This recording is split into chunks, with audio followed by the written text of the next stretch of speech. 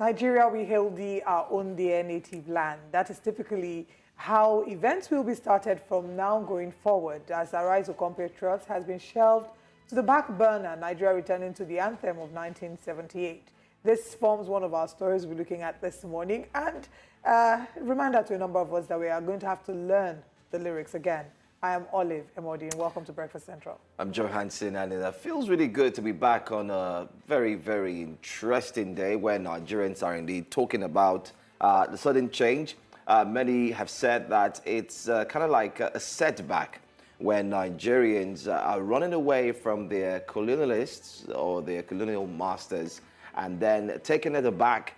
Also clearly shows that we do not really want to run away from them. You do recall that other countries such as Niger Republic did make changes to the national anthem because, in quotes, they had said it reminds them of how they were in shackles of France. But then again, there are many other stories we look forward to engage in today, especially that which has got to do with Nigeria Labour Congress, where the federal government has said that they should meet again on Friday after 60,000 naira was proposed. And that led to a deadlock, and that saw the likes of the NLC and TUC walk out of that meeting with the federal government. By the way, my name is Joe Hansen. It feels really good to be here again, like I rightly said.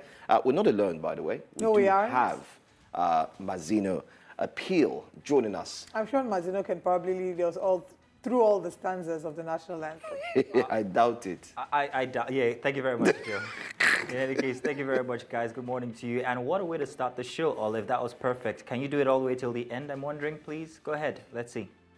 What did you say? I mean the anthem, Nigeria We Hail Thee. Because this is Well, it, yeah. A lot of people might have forgotten exactly how that goes. And I'm thinking perhaps we need to be reoriented with what it used to be or what it is currently.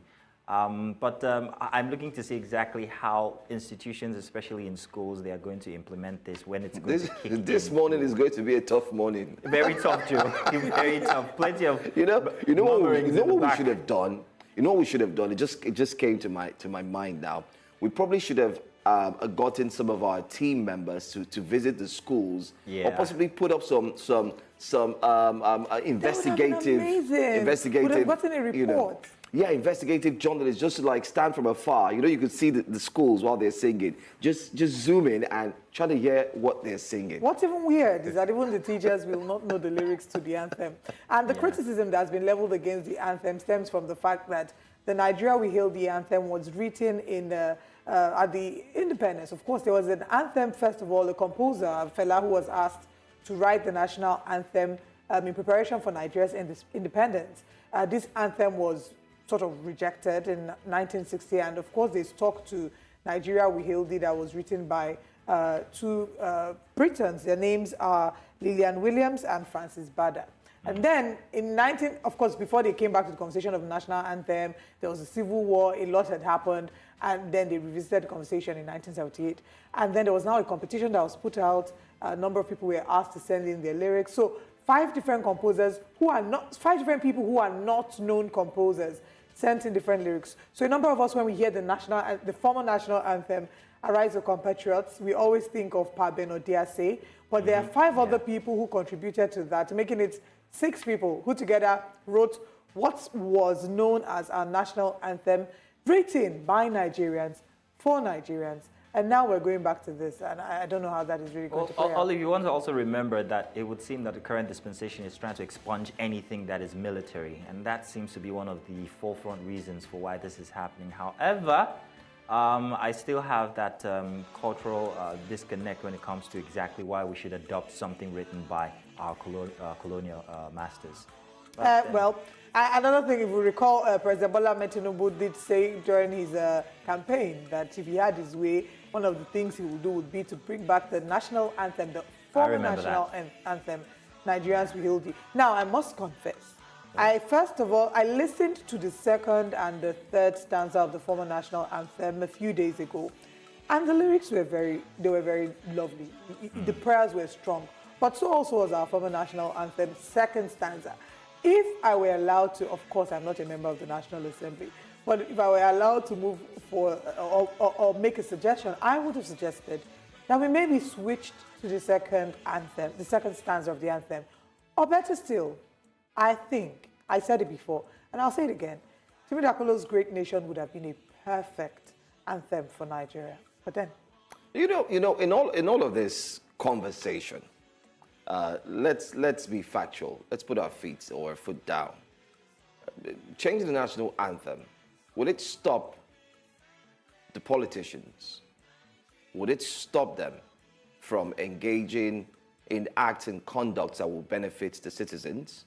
Will it stop, or would it have stopped Hadi Sirika from taking huge funds belonging to the country, the people, taxpayers' money, and then put up a deceit of a show that we do have Nigerian air? Would changing the National Assembly, would it have stopped the fact that we do not have roads? national anthem, yeah. Or national anthem, I beg your pardon. We do not have roads. We do not have viable. We do not have means of survival. Or better still, let's also think about it. We did have also stopped the insecurity that is actually rising.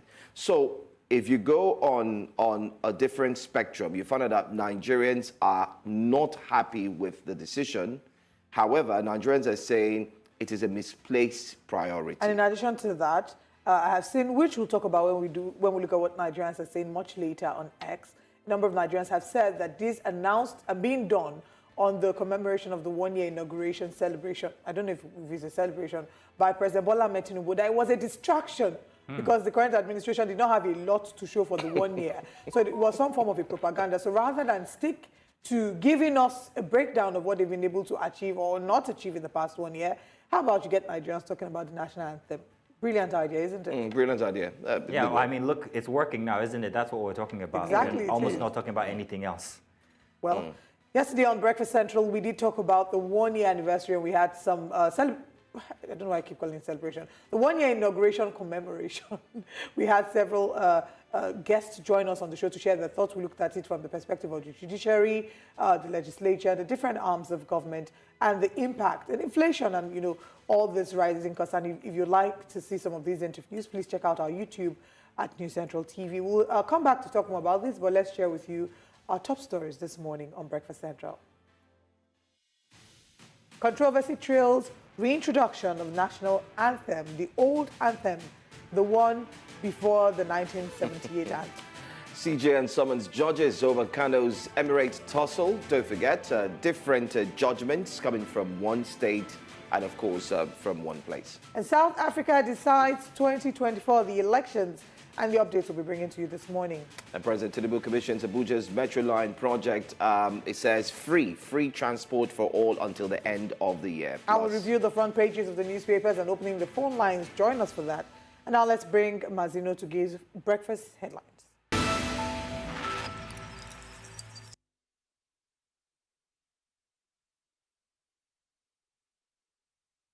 Hello and welcome to Breakfast Headlines. My name is Mazino Appeal.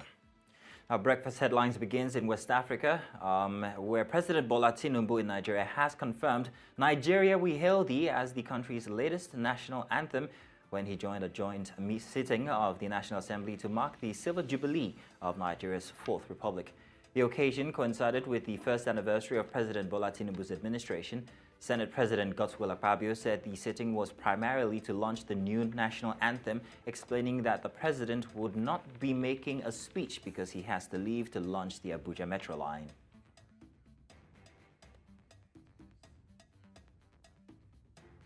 In the meantime, the New Nigeria People's Party has called on the federal government to urgently review its economic policies to align with the prevailing sufferings of the people and boost productivity in the country.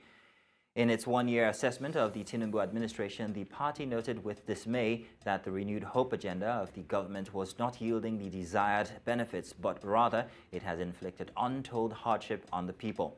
According to a statement by NNPP National Publicity Secretary on Wednesday, Ladipo Johnson noted that economic indicators and performance index of the economy were not giving Nigerians any hope because they are not feeling the impact of government on their daily well-being.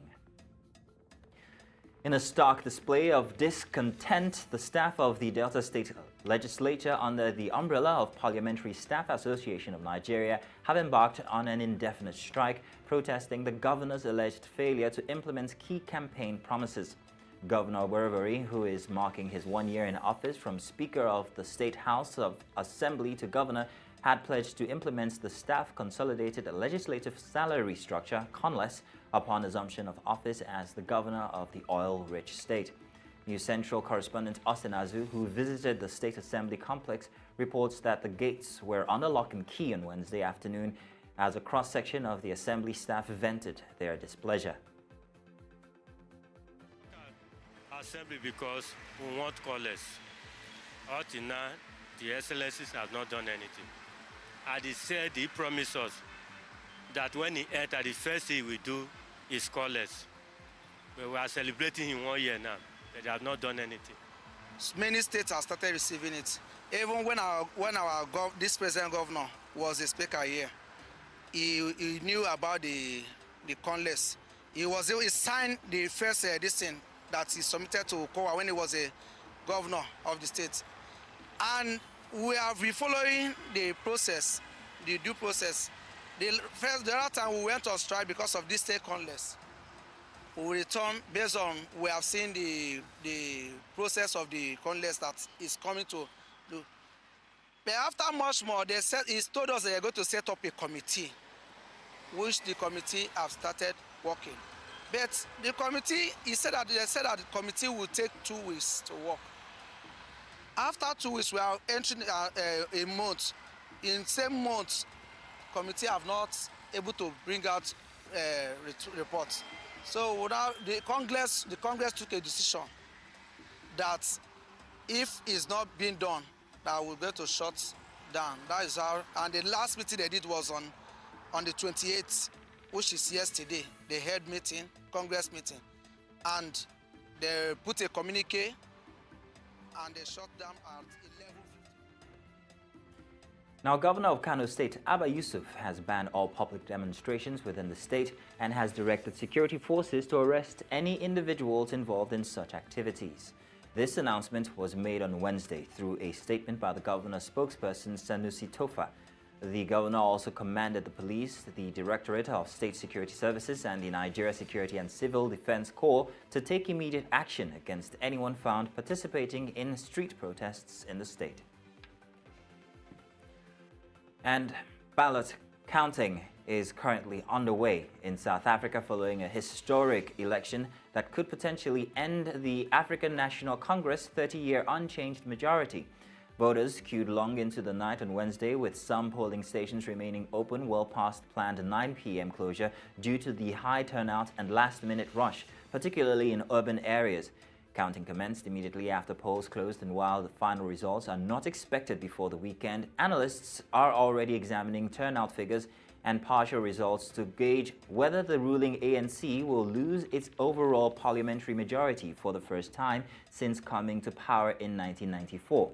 Political analysts say if President Cyril Ramaphosa's party falls below the crucial 50% mark, he will need to seek coalition partners to be re-elected by parliament and form a new government.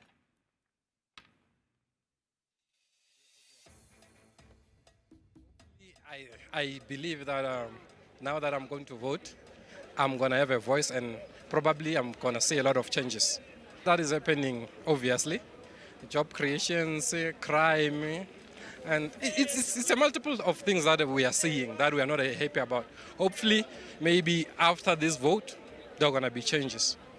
I think that's maybe South Africa ngama khona ushintsho maybe nami vote lami lizowenza umehluko since ngisasemncane ngiyouth encane kunokwenza okwenzekile South Africa ngikhona nami ngibuka, so maybe lami vote nalo lizowenza umehluko kuthi kube noshintsho nje. Sizovota, sizofuna ukuthi into esi-expecting kube noshintsho. Yeah, firstly, I would like to thank the voters for coming in numbers during the day, and even now they are still coming. And another thing, I would like to thank the AIC for being cooperative and transparent to us, even though there were some problems with regard to Section 24A of the IEC Constitution that destabilized the voting process, because majority of the people, they were not informed or they were not aware with the section that says if you want to change a voting station, you must inform the IEC prior to the voting day. So majority of people, they were not able to vote today because of that section. But so far, everything is going well, yeah. And people came in numbers. You can see people are tired. They want change. And that's all on Breakfast Headlines. Back to Joe and Olive for Breakfast Central.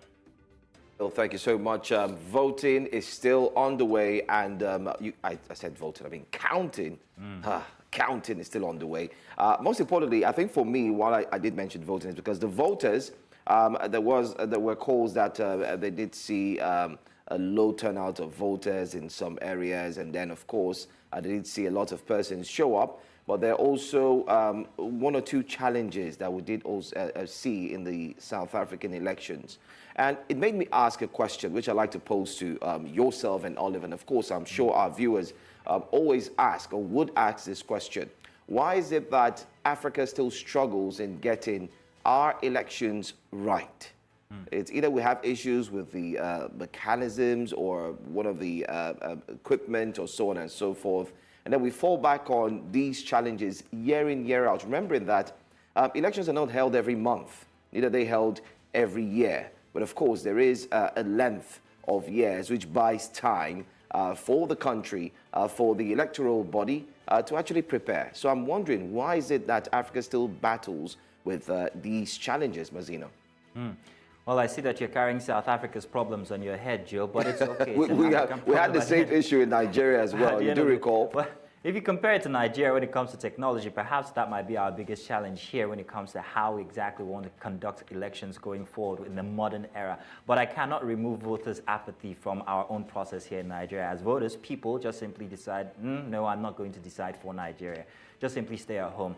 It's the fact that while we're hoping that we can hold our leaders accountable, we're not holding ourselves accountable from the start, where people do not help the situation by going out there to be counted or have their votes counted themselves. So for me, that might be the biggest challenge that Nigeria, not Africa now, Nigeria has. Africa, perhaps maybe you can now start talking about technology or logistics when it comes to voting. I mean, I wouldn't want to sound like a broken record, but I almost can't avoid it when I say that our challenges would border on breach of trust. So what we see, because over time we have proved that we've not been able to conduct elections that are free and fair. Our leaders have not been able to prove that they're there solely for the service of the people and not for the funding of their own personal interest. So there would always be those selfish interests at play when the elections are going on. You know, it's a tussle for power. There's a challenge of technology. Sometimes it's beyond the challenge of technology. It's the manipulation of technology to suit people's individual desires and their individual needs per time. So there's just a lot of lack of structure. There's a breach of trust.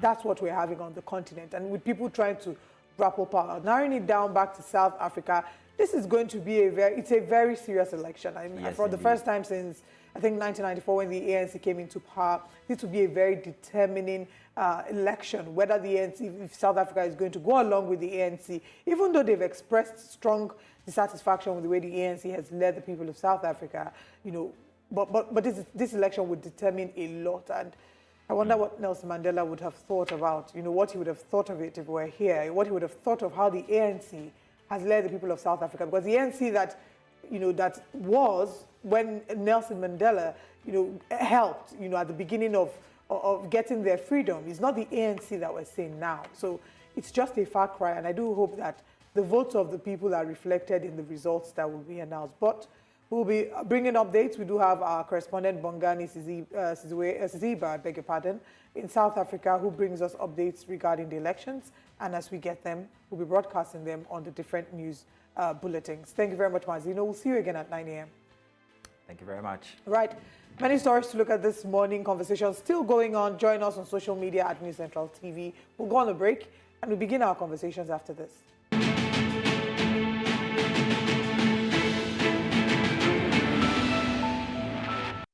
Thanks for staying with us here on Breakfast Central. Nigeria's President Bola Tinubu has commissioned the rehabilitated Abuja Metro Line project and flagged off its commercial operations. President Tinubu, while commending the FCT administration for the completion of the project, says that it is proof of government's commitment to keeping to its promises, especially to the citizens. Ahmad Ahmadine Uye reports in this package. The commissioning of the Abuja Metro Line after 6 years since its terminal was built. In attendance were senior officials, as the project completion marks one of the hallmarks of the current administration's first year in office. Today marks not only the integration of the modern transportation system, but also a testament to the power of collaboration and determination in bringing about positive change. The Abuja Light Rail is not just a mode of transportation, it is a symbol of progress, connectivity, and accessibility for all. For me, today is the happiest day. We are talking about the New Hope agenda. What is the New Hope agenda? Giving back hope to the people. That's what it means. So it is a reality. What we are saying today is a reality. People will not be happy that I can come to the city and go back. The Minister of the Federal Capital Territory, Nyesom Wike, says the project was completed following a direct order from President Bola Tinubu, and the administration was able to surmount several challenges in achieving the feat. The contract for the rehabilitation of this rail was given in 2018. And it was awarded at the cost of $30 billion. And that was not paid. It was a directive that we had to plead with the central bank, plead with the Minister of Finance and the Accountant General. They all came together to say, look, support us. This is the directive Mr. President has given. And I can tell you that the Governor of Central Bank and his team did everything and paid that money to CC citizens. President Tinubu commended the FCT administration, saying the completion of the Metro Line project is a promise made to citizens and promise fulfilled. Today, what we have in the Federal Capital Territory is another piece of evidence that we are a government that delivers on promises. The commencement of this project is a dream come true for all of us. Am I ever not surprised, given the track record of the ministry? This accomplishment by FCT administration is a demonstration of serious commitment to value. He also approved the free train service for its operations till December 2024. In Abuja for News Central, I am Amadine Uyi. That's a good one there. Finally, everyone in Abuja can now enjoy the Metro line. Most importantly, with the follow-up story that the president says that transportation will be made affordable and available for all, especially making it free.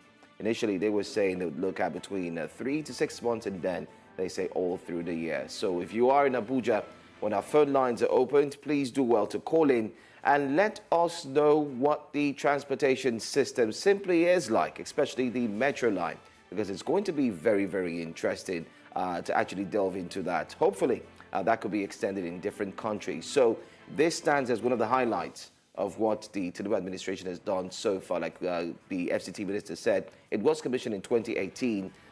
So you could do the calculation yourself. 19, 20, 21, 22, 23, 24, 6 years after, and here it is being commissioned. Hopefully, the Lagos, Calabar, the all-important Lagos-Calabar coastal road will take a shorter time and will be commissioned as well. Olive. Well, congratulations to the citizens in Abuja and the citizens of Nigeria as a whole. We'll be bringing more updates. Like Joe has said, let us know how it's operating or how it's functioning. You can tweet at News Central TV. And now we move over to another story. The Federal High Court in Abuja has remanded Chioma Okoli in prison following her arraignment for alleged defamation against Erisco Foods Limited. During the bail hearing on Tuesday, Ms. Okoli's lawyer, Inibehe Efyong, presented a medical report arguing that she suffered a miscarriage due to the psychological trauma caused by the case. However, the prosecution lawyer, Abdul Rashid Sidi, urged Judge Peter Lifo to deny the bail application as certain that Ms. Okoli might flee if released. Well, in September 2023, the police arrested Ms. Okoli after she claimed in a review that a tomato paste she bought in the market tasted sugary. The product in question, Nagiko tomato mix, is manufactured by Risco Foods Limited in Lagos. Now, Ms. Okoli has denied any wrongdoing and is being prosecuted under Nigeria's Cybercrime Act. Now, it's a rather sad situation, and hopefully in the course of the show, we'll get the lawyer to indeed join us, and let's discuss this incisively. But then again, it's also sad to note that the situation that's brought forth the fact that she's lost her baby is rather, babies, I beg your pardon, because they're twins, is rather sad. And I think this calls for a clear and insightful look into the case. Many wondering if what she did was wrong, but then again, you look at it, it says under the Nigerian Cybercrime Act, she's actually being held for alleged defamation. There's also defamation of character of a person, which has to do with the owner of Risco Foods. And then, of course, looking at the products. Was it true that it was sugary? But there are many questions that lawyers have brought forth. Questions such as, did Risco Foods, did it actually state clearly in its product the percentage of sugar that's being added? Many people have asked that question. And then again, why is this case dragging for so long? And why is it that nobody has indeed decided to really take time to hear from Chioma's side, aside from her lawyers, to really sit down and find the solution to this? And then again, in a modern world, a world where we live in, where review of products are being done here and there on social media, on different platforms, because that's what social media brings. People can review your products. People review phones, mobile devices, technology gadgets, and the likes. So everyone sure does have their opinion.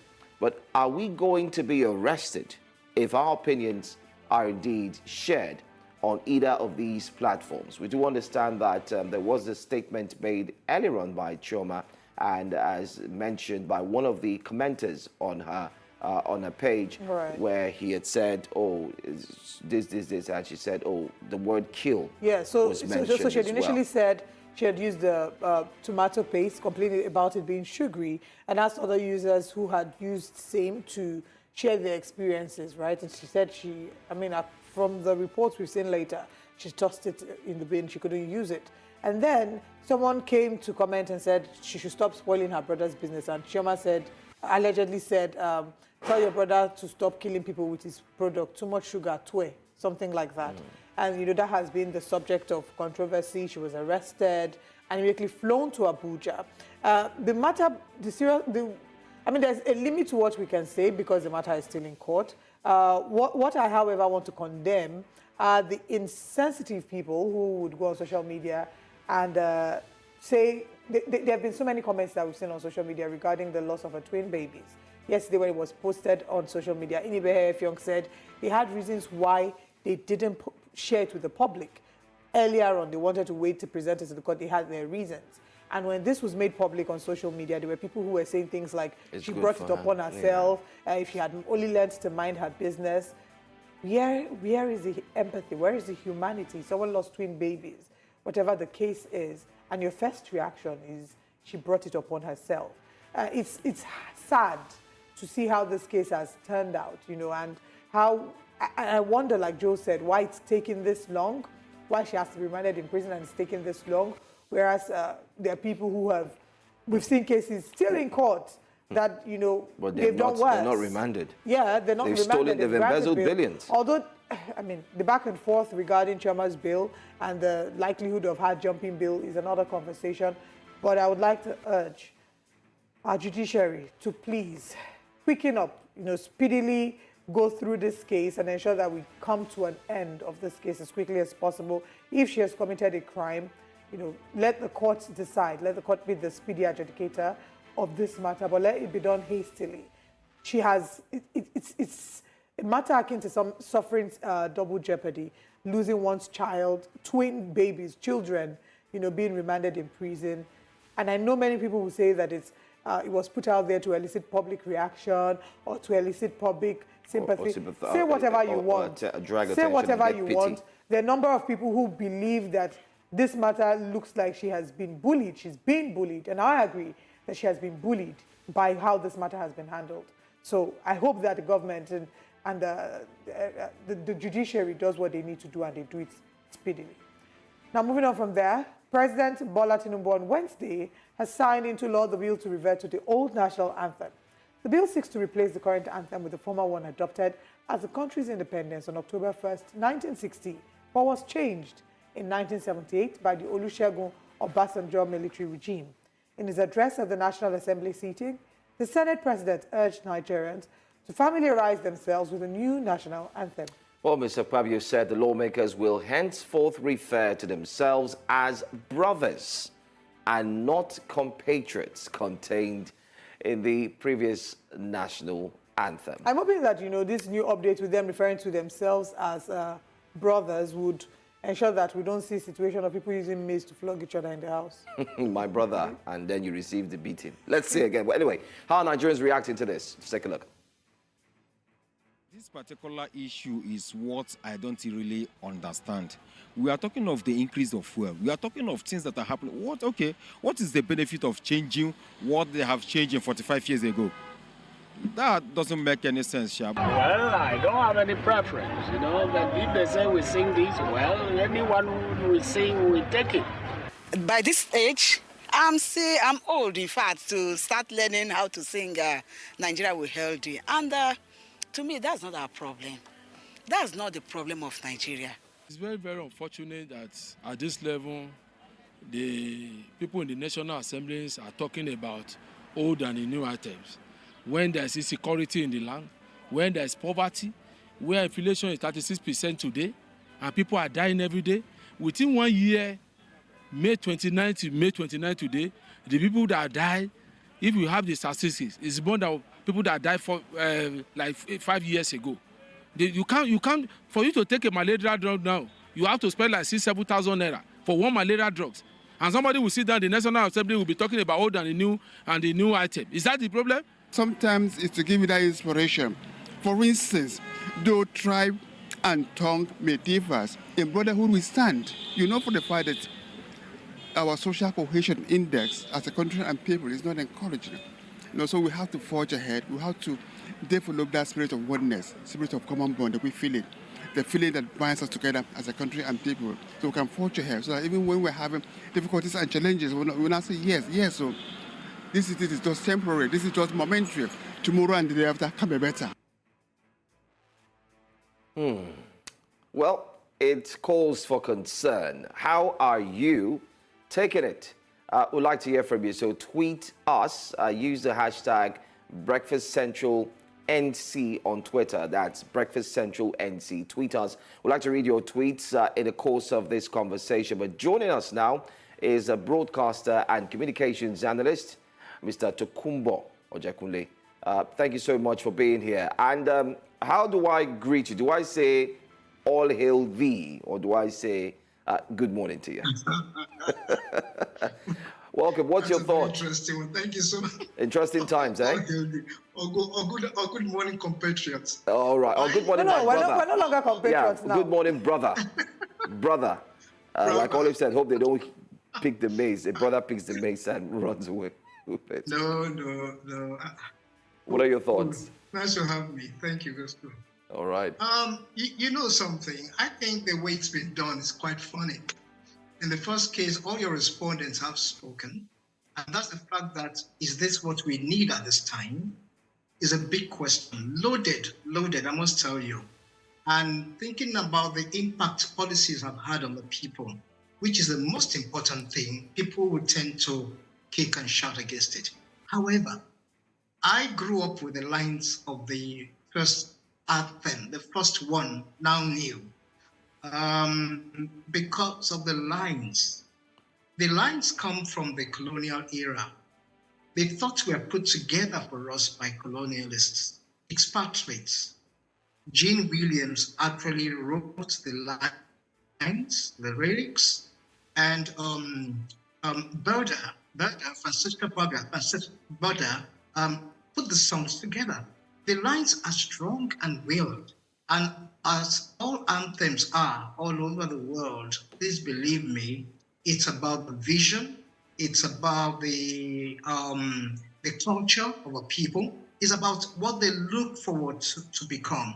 And that's the most important thing. So if by the weight of both anthems, the old one and the Arise the Compatriot situation, they argued that that was given to us by the military, and this one, if they can settle for this one. But when you are leaving military conundrums and putting us back in the colonial ship, there's something a little bit funny about that. I would prefer to have a better reason for it. Believe me, I would prefer to have it. Having said that also, I noticed that sadly and interestingly, the lines of the first anthem are really very good. We learnt it well in school. Both tribes and tongue may differ, in brotherhood we stand. It also talked about the oneness, talked about what we expect the nation to look like. So to me, it's carrying a whole load, but we have not done it the proper way. You can't just wake up one day and say national anthem has to be. People have to make contributions. But the weight of that is too heavy. We're talking about the economy now, the naira against the dollar, the expensive things coming up from the marketplaces, wage bills rising, and then salary, we don't even know where we are at the moment. So for me, I think I won't call it a distraction, but it's something that the House shouldn't have started at this moment. The movement for a national anthem for me is not well placed. I must confess, it is not well placed. Okay, now moving away from the moment to talk about the authors of both anthems, you did specifically explain that the former anthem, now, okay, the new anthem now, it's a bit confusing. The Nigeria We Hail the Anthem was written not by Nigerians, but for Nigerians, was written by Lillian J. Williams, and was composed by Francis Burdett. And then we had in 1978, when the Arise O Compatriot anthem was written, it was written by 5 Nigerians and composed by Pa Benedict Odiase. Those who have criticized it, like you've mentioned, a number of people have said that this anthem was written by colonialists, not by Nigerians. But let's talk about, what the impact of this might be, or what message we may be sending by doing this in terms of how well these people were celebrated. Now, bear in mind, those historians did criticize the fact that not enough celebration or recognition was given to the 5 contributors to the national anthem. Typically, we only heard of Pa Benedict Odiase, who was the composer, but that we haven't really recognized these other 5 people who contributed to the writing of the national anthem. So is there any underlying message that we are passing by this?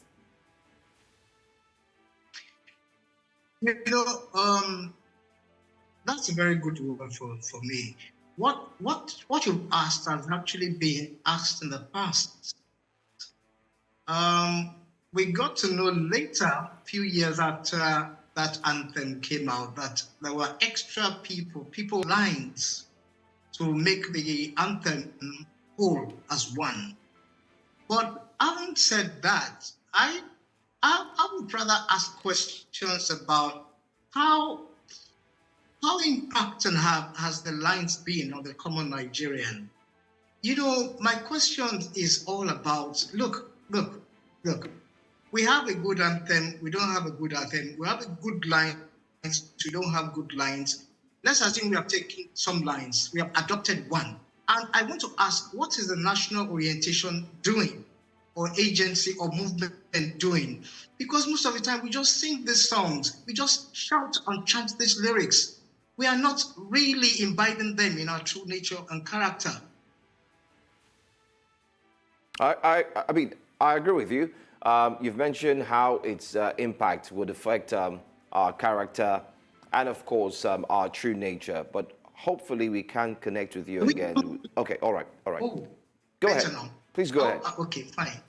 Yeah, are we still together as a people, as a nation? I have so many friends all over the nation. Very few people will accommodate other people. I grew up in a predominantly mixed area as a boy, where Muslims and Christians all live together in a community. And within that community, we have different shades from Igbo. And we were all there and we grew up together. And up until now, we're best of friends. Now, would I say that those lines impacted on us? Maybe, maybe not. But generally speaking, we can't even say we love this nation. Corruption is high on the mountain. Look at scamming. Way back, we didn't have that because we didn't have the technology. But people were subtly scamming people. Yeah, they could without the technology. How have we grown into putting those things into our mind and acting them out? I know your question would be other nations also experience this. I agree. But for me, in Nigeria, I think the actions should be more than the words. The words are just there. We learn them in primary school, nursery school. We are put in the sun to learn those lines. And I will remember in the 60s, we learned them by force. But we just like those lines because some of us who did literature love the lines and they make a lot of sense. So for me, the presidency or the government should begin to look at how to actually put these things in our mind and make us see that we need to change. However, they also need to change. We need to see examples from leaders. We need to see so many things being corrected. I am not saying that they are not doing well in that area, but hey, I also know that it's not an easy bill because you have a huge number of people to control, and we have been through so many interregnums, both military and civilian, and we are still asking questions. One question I ask often, would the lines, new lines, or the old now new lines help me have light regularly? Would it take me to the market and I'll buy stuff affordably? Will it also make transportation easier for me at the end of the day? Let's grow with the lines. Let the lines grow in us and let's act it out. Our leaders should take a cue. But anyway, the bus has moved.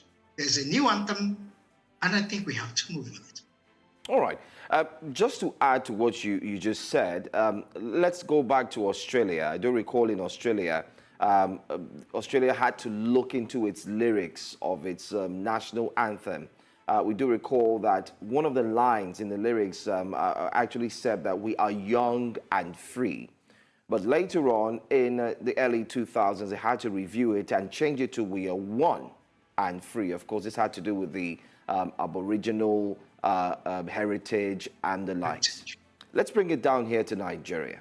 We've also seen a similar change made in Niger, where they've said they want to be free from the shackles of France. So they've gone ahead to change the entire national anthem, which should actually show that they are independent.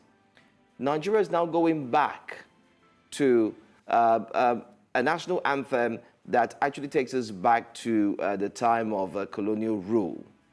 Do you think that we could have just changed the wordings of the current national anthem rather than change the entirety of the national anthem by going back to the past? Or just to add to that, maybe gotten Nigerians who can actually compose and write a new lyrics to fit whatever mood or message we're trying to drive.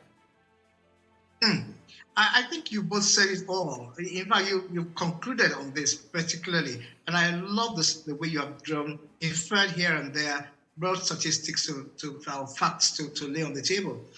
I said earlier, if you heard me, I'm sure you did, that I would have expected them to commission or send a panel together to look into it, so every Nigerian will be involved this time around. There's nothing wrong in changing the lines. There's nothing wrong in rewriting the story of Nigeria. Every day can't be like yesterday. Every day changes, things change, and we are mobile. We're mobile people. We've been through phases. I tell you this, in the past 1 year to date, so many things have changed.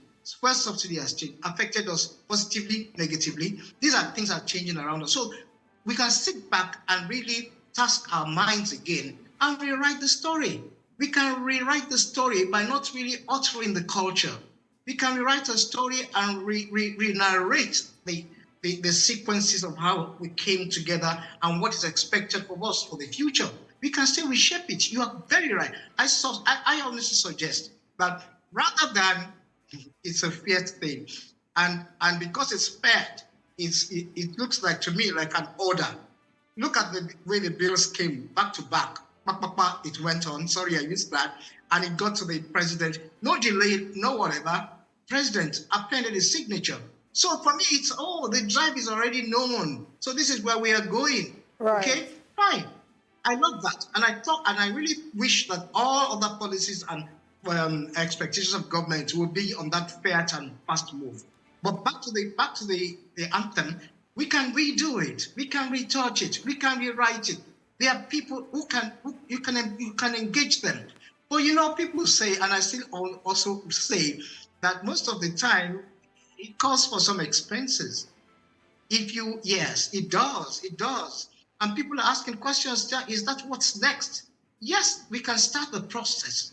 We can rewrite and write again. Somebody said, is it now for me to start learning Nigeria I Hail Thee at my age? And I would say, come to think of it, okay? Whatever age you are, okay, the story still continues. So let's grow with it for the next generation. We have to rewrite it. We can still do it, but we have to do it the proper way and make it almost like everybody is contributing. Every part of this nation has a say. We cannot sit back. We can't leave this one and go back to the colonial era. We never go back. We should be a forward-looking nation and a nation that continues to seek for advancement in every aspect of life.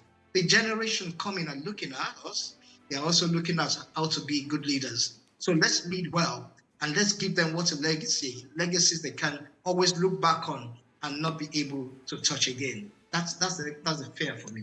All right. Thank you very much for joining us and explaining this so clearly. I guess we don't have a choice. We're all going to have to learn the national anthem. I didn't grow to the Nigeria We Hail the anthem, although I knew the chorus one, but the first stanza right. But now I'm going to have to learn all the stanzas.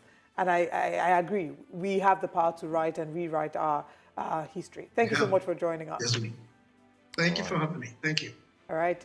We're moving on from that conversation. Of course, we'll take what Nigerians are saying, and then much later, we will come back to look at tweets. But let's share with you some of the conversations that we're having right after this break.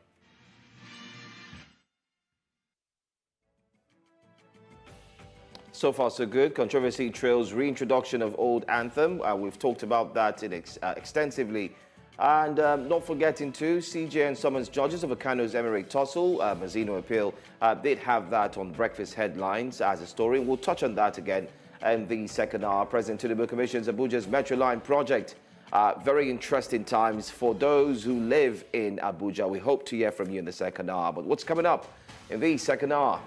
Coming up next. South Africa decides 2024. We'll be heading there to bring updates on the polls. The counting is on the way, and we'll be bringing updates on that. The newspaper front pages will also be reviewed, and we open the phone lines for you to join us. And these are what we have this morning on Breakfast Central.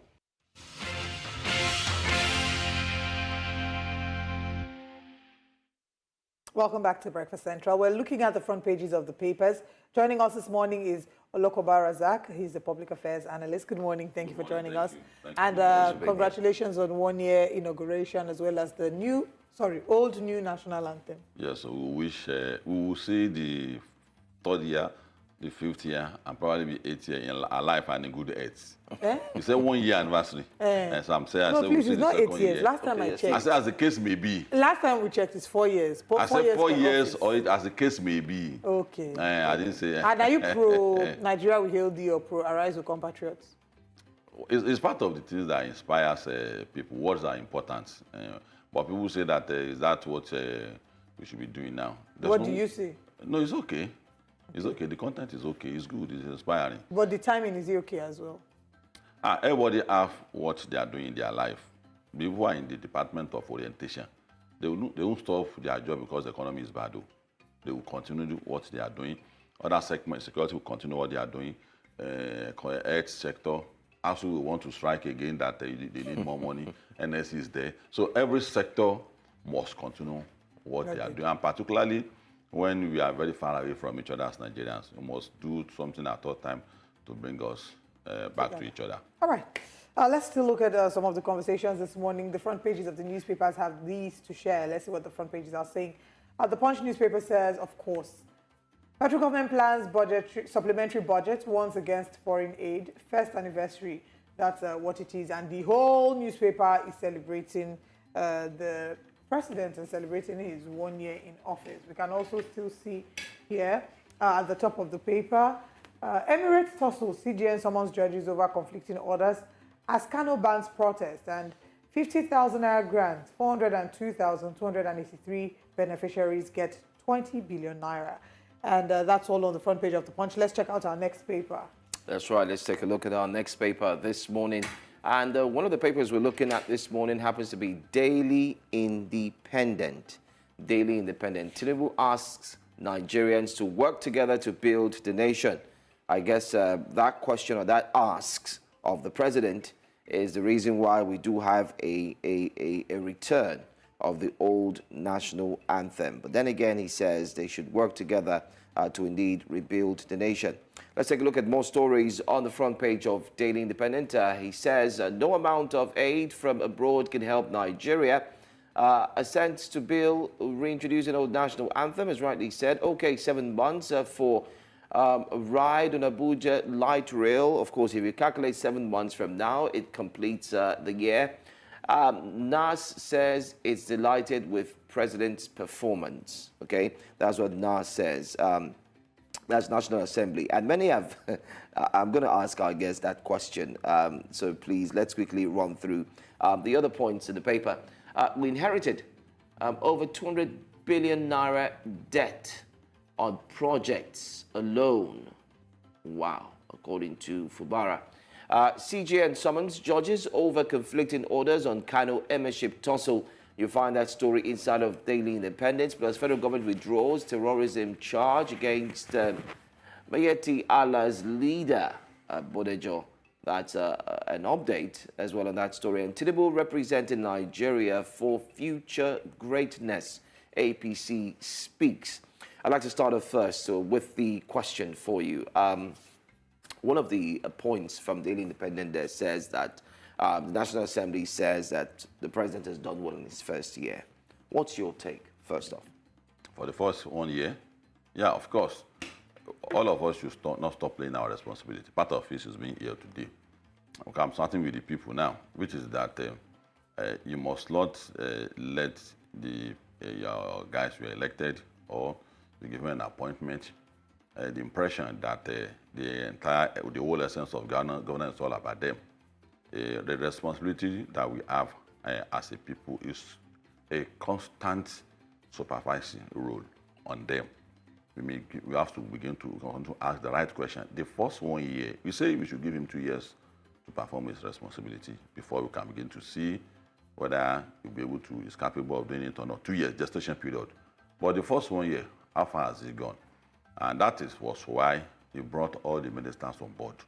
What I will tell him is that any of the ministers within this 1 year that has not done well, he should not hesitate to remove and replace him. I think you're using the soft word. You should hesitate to fire them. Yes. Okay. So he needs to do that. And that's when they will demonstrate to Nigerians that in the first 1 year of Asiwaju, we will be able to assess him properly. Because he will be very responsible. Are you saying that he cannot be assessed properly so far in this first 1 year? No. Why? The first 1 year. You see, for instance, let's take security for instance. We know that it's the security architecture of this country. That's a challenge.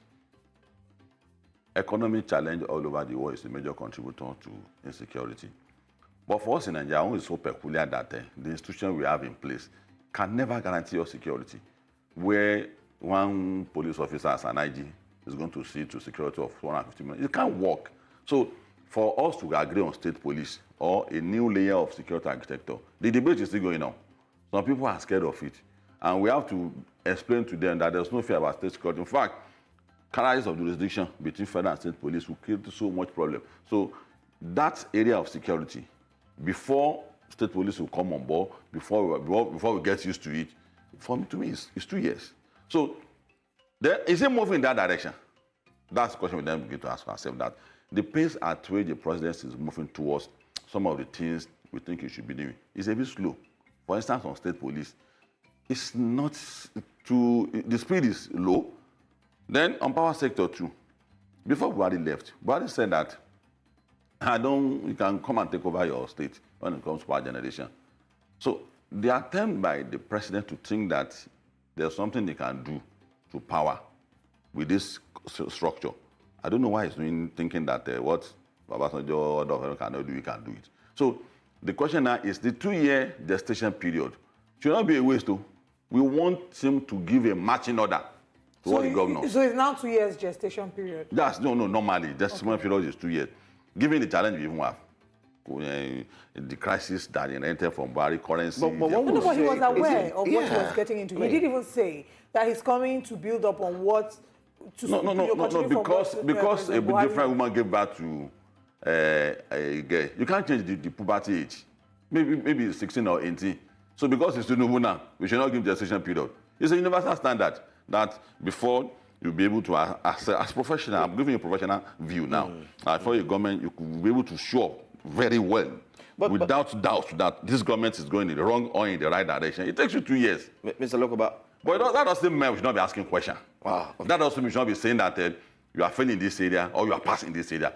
No. And for me, like what I say, that the pace at which is moving towards solving the security challenge in this country, to me, is slow. See, Nigeria will find a way of creating an excuse for our leaders, particularly elected leaders, that we should give. There's no time by people who are dying in the north. There's no time people who are dying in the east. There's no time people who are dying in Oyo State every day between farmers and others. There's no time about that. You should get to work immediately and start talking about how state governor will become more responsible, because it's indulging now. The security actor is indulging. The governor doesn't want to do anything, except a state like Lagos that if he didn't do anything, the state will collapse in 24 hours. You must do neighborhood. You must do, all the agencies must be working in Lagos if the governor doesn't want to run into trouble. Unlike Lagos, but other states just leave it to the caprices of the president that the federal police will come and so. It's not federal police that's supposed to sort out local issues. So to me, in that direction, the president needs to do more. Then on power sector, we have said that it's not the business of government to be buying coaches, trained coaches for Nigerians. All you need to do is to lay the rail. Private sector will be buying coaches, just like our road. It's the business of government to link all the roads together. But it's not the business of government to buy can for you and for me. The same thing power. Power to just lay the grid, lay the wires. Then private sector, states will kill into it. But the federal government want to construct road and be buying vehicle for you. Who does that? The federal want to do roads in the railway and be buying coaches for you. You can't work.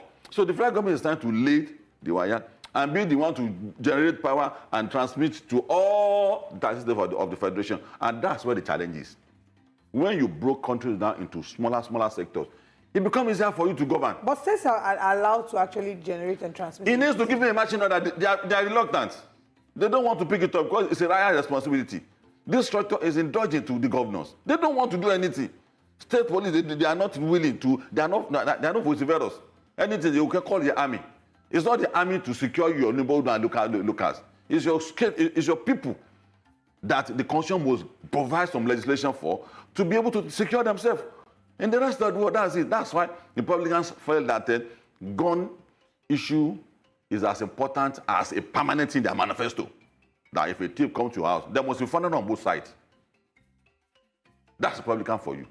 And I'm not talking like a Republican. I'm saying that we should hasten our president on some critical issues. Of course, he has 2 years to be able to determine whether he's doing well or he's not doing well. But there are areas that by the end of the 2 years, he may not be able to show much. He's my friend. As an activist, he's my comrade.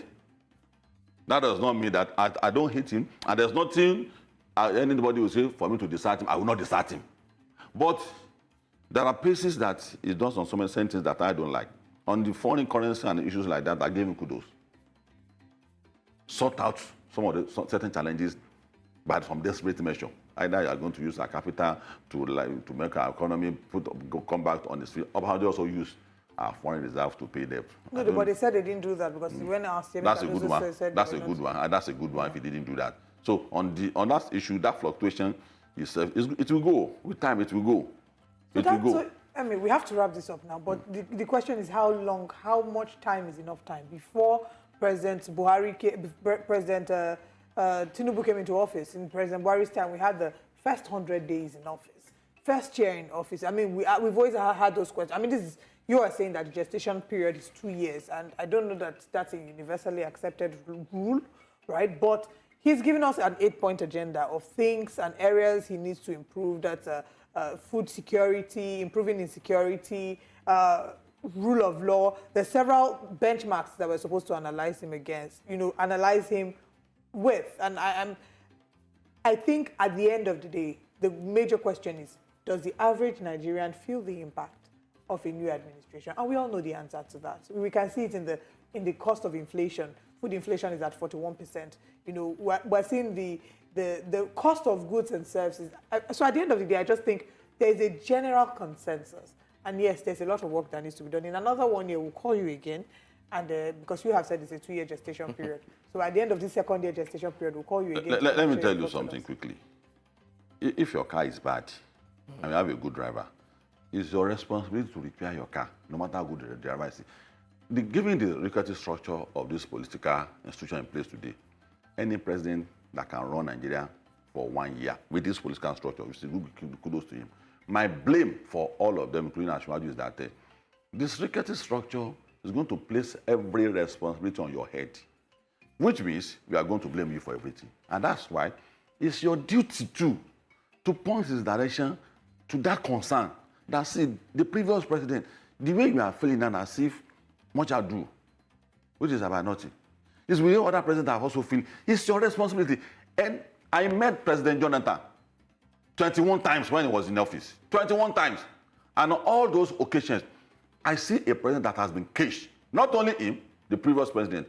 And I'll be also concerned, not because he was caged by anybody, but he was caged by the responsibility that is given to him as a president to attend to every issue. Don't run our country like that again. Well, we're hoping that it will be different here with Ashwaju because he selected his ministers, even though he did that 3 months later, and he's been touted to be someone who has an eye for selecting the right people for the job. So if he comes to see, just as he has said, that the people he selected are not the right people for the job, we hope that he will fire and hire new people. Mr. Lokoba, we have to wrap up the newspaper reviews now, but thank you so much for joining us. It's a pleasure. It's a pleasure to always have you. Thank you. All right, more conversations coming this morning. We're going to be looking at the Kano Emirate tussle with the NBA slamming the federal and high courts over conflicting orders right after this break.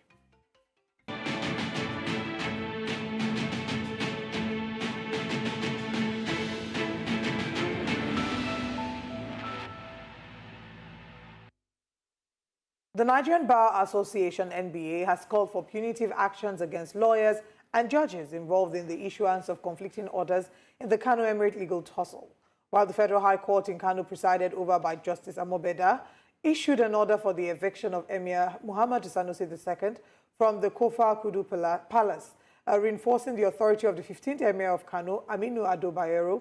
The Kano State High Court, under the jurisdiction of Justice Aliyu, issued an injunction to protect Muhammad Sanusi and other key figures from potential harassment by state authorities. The Nigerian Bar Association has stated that the Federal High Court has brought utter disgrace and shame to the profession. Well, also remember that following these developments, the Chief Justice of Nigeria, CJN Justice Olukayode Ariwola, has summoned both judges. They are Justice S.A. Amobeda and Justice Aisha Damu Aliyu, presiding justices of the Federal High Court, Kano, and the State High Court, respectively. This morning, we are joined by lawyer and, of course, we could say our seasoned fellow colleague, Osa Director, is in the house. Good morning to you, and it's good that you are the right person to talk to, because you'll be looking at this topic from the journalist point of view and, of course, from the law. So both of them meeting hand in hand will help us possibly bring out the right points and, of course, the aspects concerning this particular story. But first off, what's your take on the back and forth? Are you in any way, would you say, disapproval of what's going on in Kano State, particularly from the justices and what we've seen? Of course, even the kindergarten pupil, student lawyer, will be disappointed at the disgraceful acting of the justices of both the State High Court and the Federal High Court. As a matter of fact, this is the zenith of judicial rascality for court of coordinate jurisdiction to be countermanding each other's judgment and issuing what you can call a midnight judgment and hiding under the guise of e-judiciary, to be giving judgment from outside the country, and with such alacrity when there are even more serious issues to be dispensed with in the High Court or in the Federal High Court, and they are lying fallow there for several weeks, several years. But now you just bring a case and you're outside the country and you are pronouncing an order, that should be binding on the citizens. So for me, it is with utter disappointment and shame, to be identified as a lawyer when you see this kind of manifestation and behavior by our so-called judges.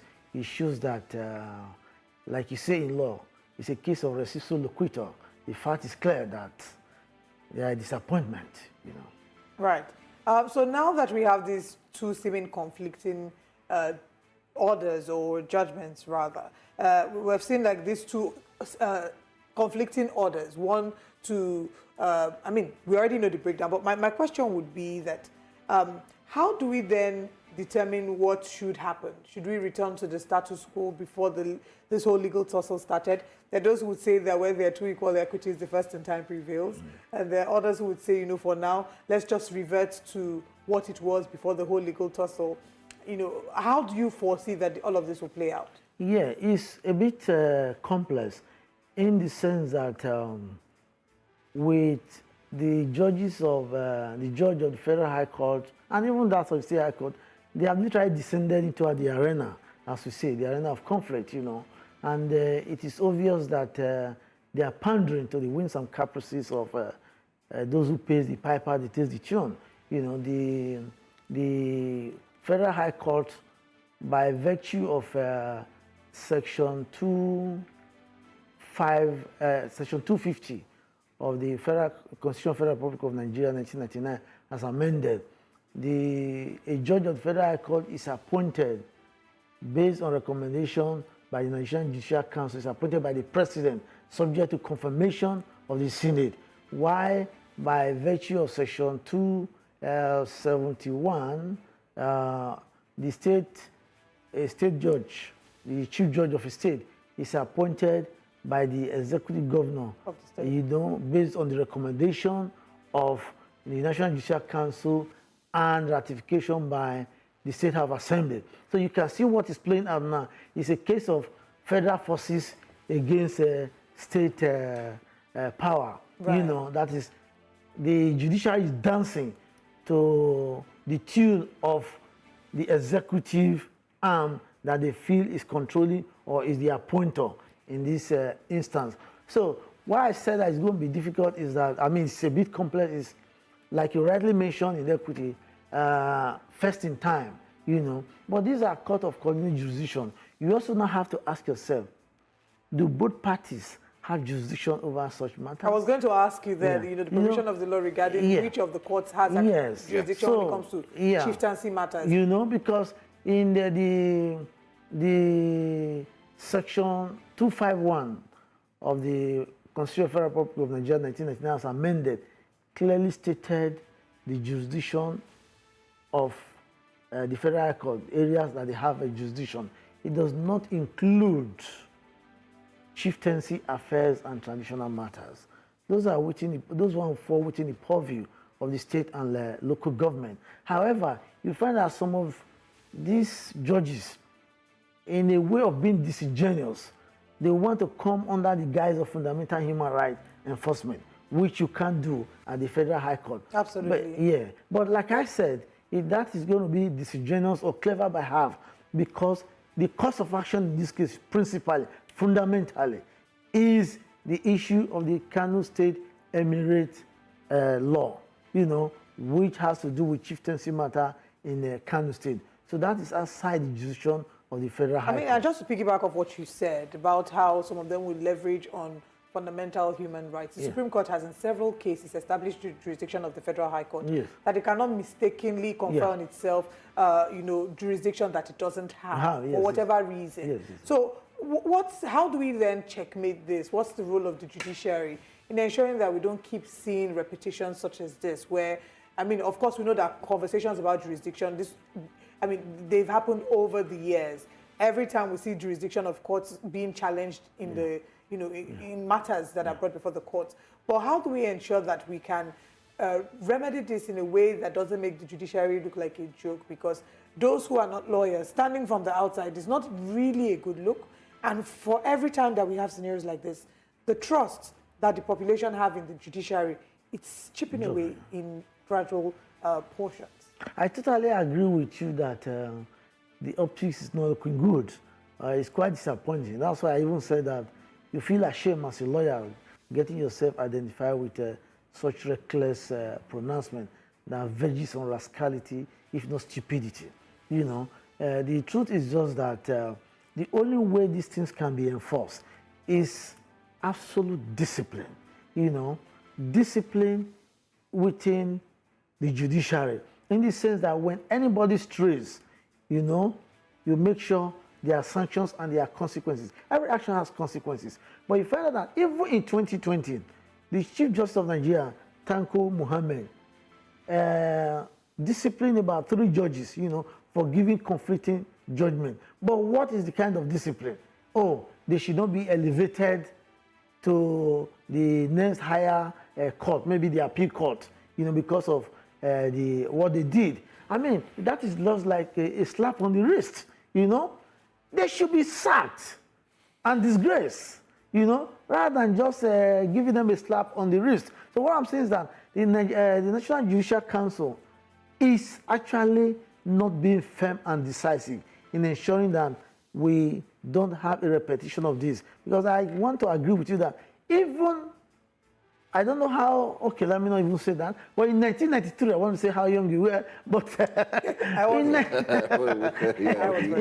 in 1993, there was a judge famous for issuing ex parte order or granting ex parte order, Justice Egbo.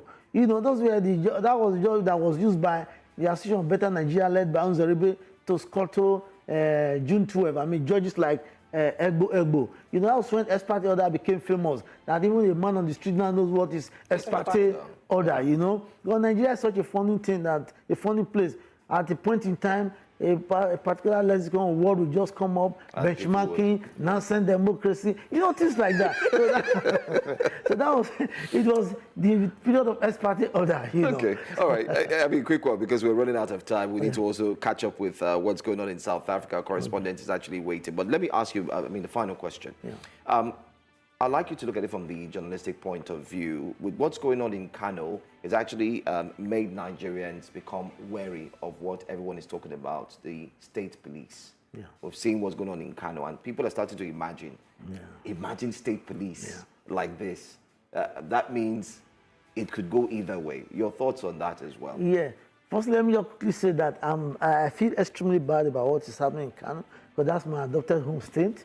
I spent over a decade in Kano. I did my youth service there and fell in love with the place. So I have a lot of my brothers and sisters there, It's really, really frightening to imagine if we have a state police. But I've always been an advocate of state police because I believe in true federalism, But it will only take time for us to graze through all these things. But now, with what is happening now, there would have been close to a civil war in Kano because the Kano governor would have deployed state police while the federal government would deploy the federal police. However, what I'm seeing in support of state police is that the federal police, are they not being manipulated by the executive arm at the federal level? So why can't you also have a state police? I think what will happen is that at the end of the day, if you have state police and you have federal police, their duties will be clearly defined. I mean, still following up with that state police as quickly as possible, my final question, and hopefully our final question for this conversation. Governor Abba Yusuf has banned public protests and stated that demonstrators should be arrested, of course, because they have allegedly gotten intelligence that, that this whole situation is about to be manipulated with demonstrators being moved to the streets. So talk to us about the legality or otherwise of this. One, is it right to say that he's exercising his position as the chief security officer of the state, but then from the perspective of infringing on the rights, we have the right to peaceful assembly as enshrined in Chapter 4 of the Constitution. So how do we then find the thin line between that? And the truth is that he's exercising his powers as the chief security officer of the state. But we've also expressed the lacuna in the constitution in respect of that. You are the chief security officer, but you don't have the powers to deploy the security men or agencies. He cannot literally control the commissioner of police, except there is a working accord, because the commissioner of police takes order from the inspector general of police, who takes order from the president.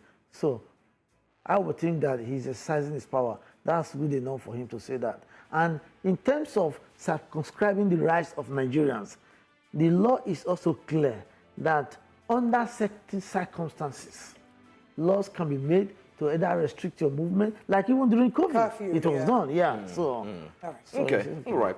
A great one, great conversation, and we want to say thank you so much for joining in and helping us to further expatiate on this situation taking place in Kano.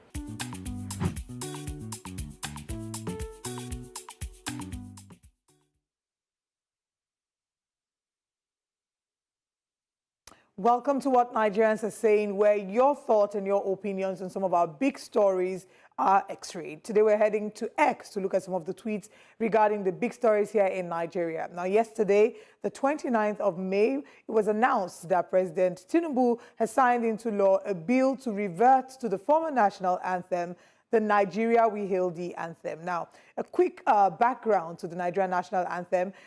We see that there was a commission. There were 5 people who actually wrote the lyrics, and the composition was done by Pa Benedict.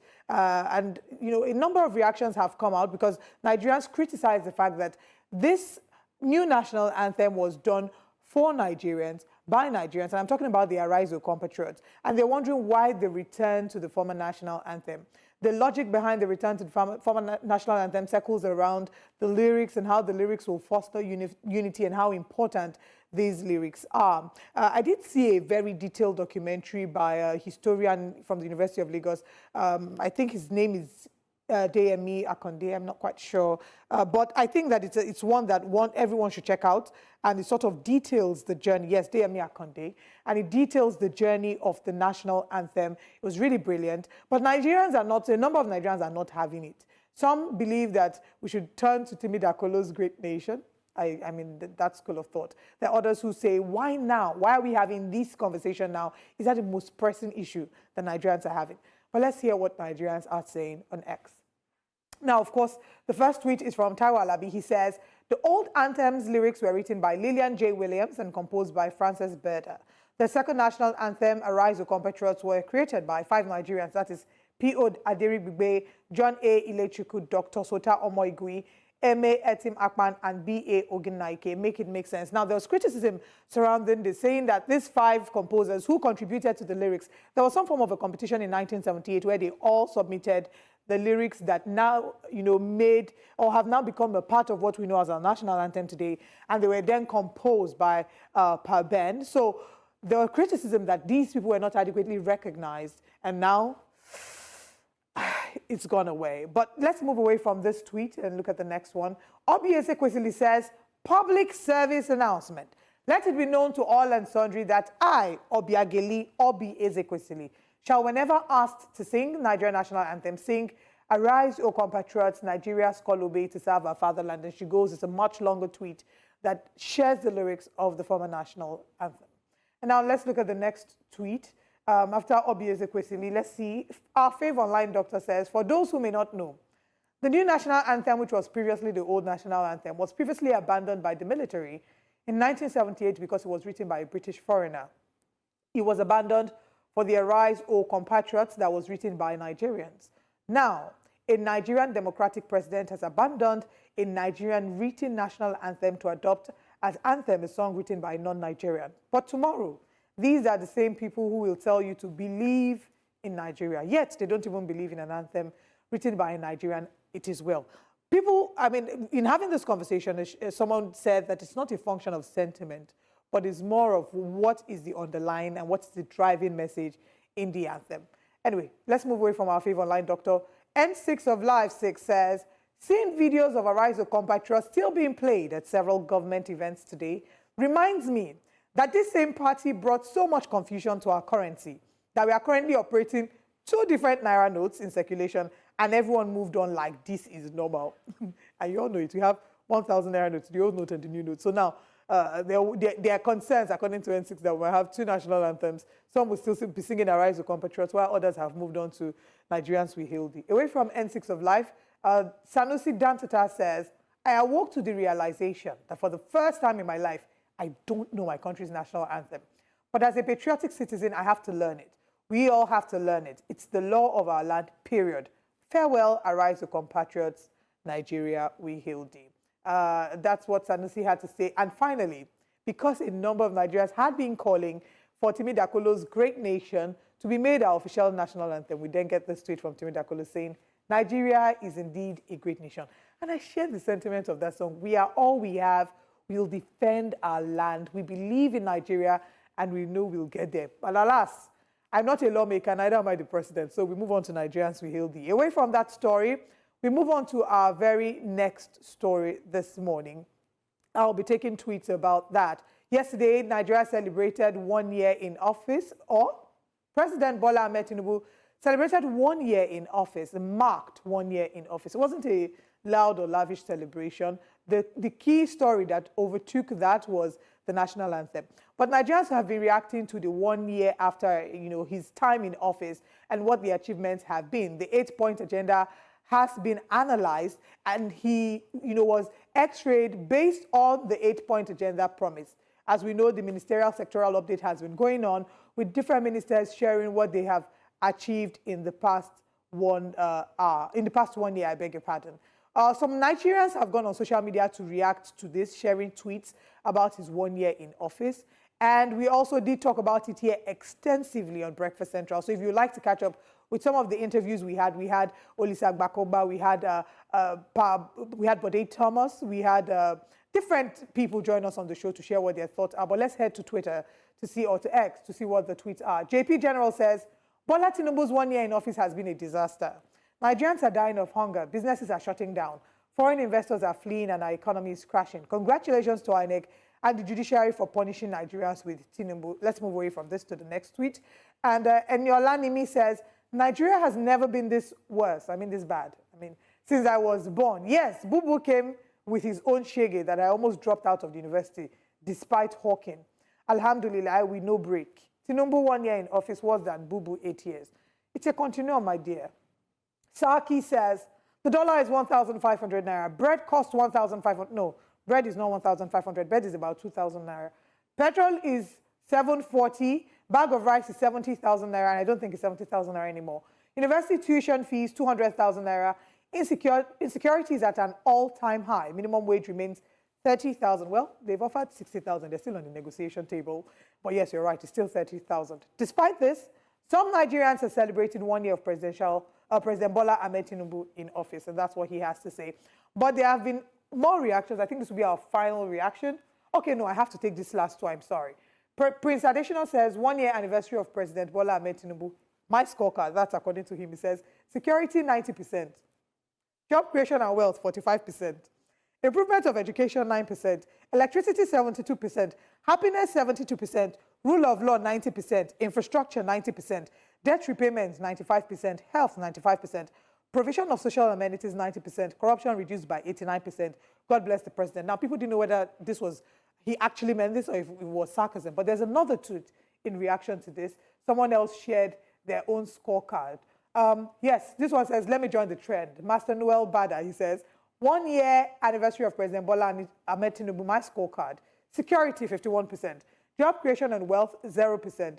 Improvement on education, 0%. Electricity supply, 50%. Happiness, 10%. Rule of law, 50%. Infrastructure, 50%.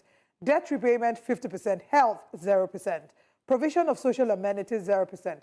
Corruption reduced by 0%. God bless the president. And it goes below to say, note, 50% means I don't know or have enough data to rate him.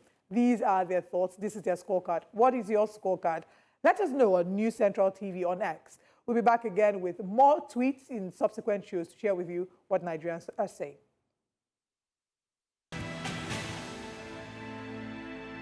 Well, no doubt it was the elections in South Africa yesterday. Their votes, indeed, in crucial general elections that actually could see the African National Congress, ANC, lose its majority for the first time since 1994. Joining us now is Bongani Siziba. She's been busy alongside other of our very, very excited reporters. Bongani, good morning to you from this part of West Africa, Nigeria to be precise. Tell us, what's the update in South Africa? Good morning, Osa, and also good morning to our viewers.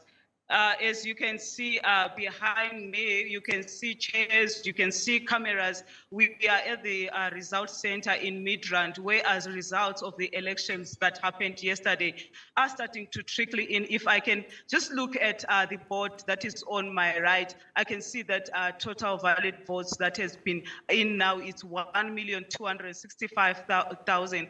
And also we are now at 13.45% votes are coming in. And I can also see political parties' numbers trickling in there.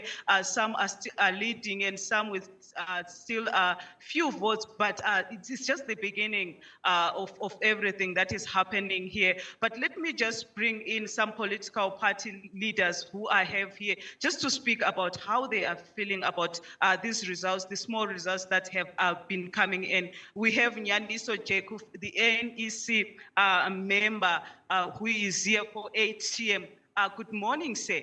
Good morning, good morning. All right. How are you feeling?